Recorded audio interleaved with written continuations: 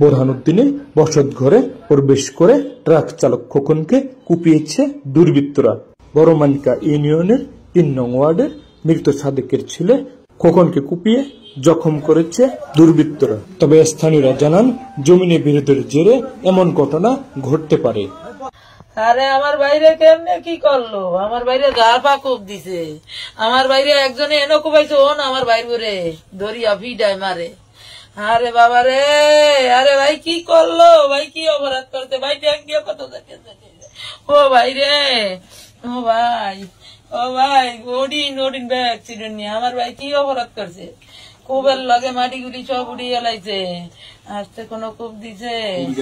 ওরে ভাই রে, ওই চান বেড়া, ওই যে আমার ভাই কুড়ি ভরা, আরে কুড়ি ভরা, আরে কুড়ি ভরা রক্ত।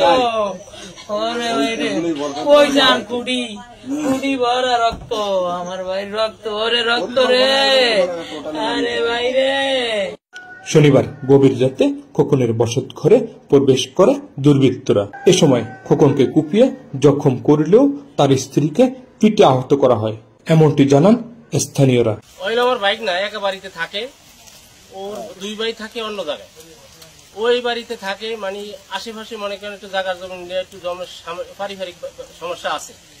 তো যাই হোক, এই সমস্যা কোনো সমস্যা না, যার যার ভাবে চলতেছি, খাইতেছি, ফিরতেছি। বাস গতকালকে রাত্রে যে ঘটনাটা ঘটছে, আমার বয়স পরে 60-70 বছর, আমি আমার বয়সে এই অবস্থা দেখিনি। একটা মানুষের ঘরে ঢুকিয়া এরম কোবানো, এরম কিছু মারা, এইটার বিচার আপনাদের কাছে চাই, আল্লাহর কাছেও চাই। আর আপনারা যারা আমাদের সহযোগিতা করতে আসছেন, আপনাদের কাছে এটা সুস্থ বিচার চাই, যেন আল্লাহ আমাদেরকে যেই অত্যাচার অবিচার করছে এটার বিচার আপনাদের কাছে চাই, আল্লাহর কাছেও চাই, আপনাদের কাছেও চাই। এটি আপনাদের কাছে আমাদের দাবি।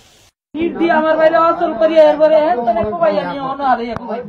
এর বাইরে রক্তের বুট বৌরে হেন 3-4 জনে নির্যাতন করতেছে, বিটাইতে আছে, বানতে আছে, বৌরে ফুলাইনে ঠিক করে চড়ে ও নজাই নিয়ে বাইরে আমার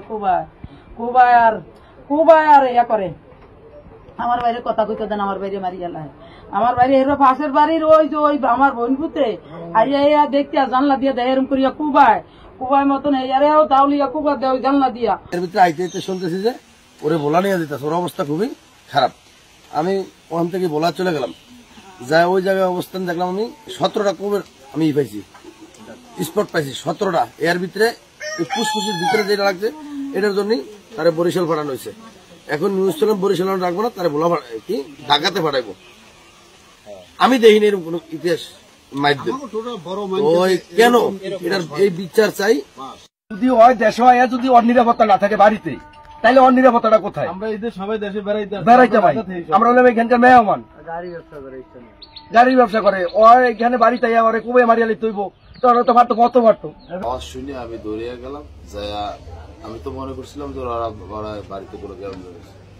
পরে আমি যখন দৌড়িয়ে যাই, আমি যখন চিৎকার শুনলাম, আমি বাজে বার, তখন আমি জিজ্ঞাসা করলাম যে কি হয়েছে, জোরে জোরে জিজ্ঞাসা করলাম।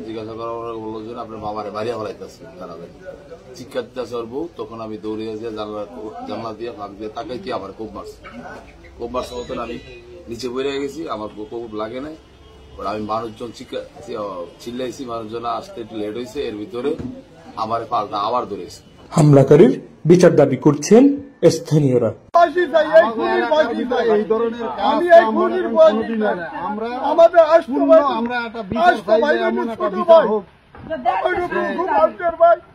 আমাকে খুব ভাই স্যার, আমরা কিন্তু ভাইয়ের কথা শুনি আমি কি এই স্যার মিলে এই বাড়ি নাই, ভাই রক্ত দিকে আমি গাইছে আমার বাইরে গাই।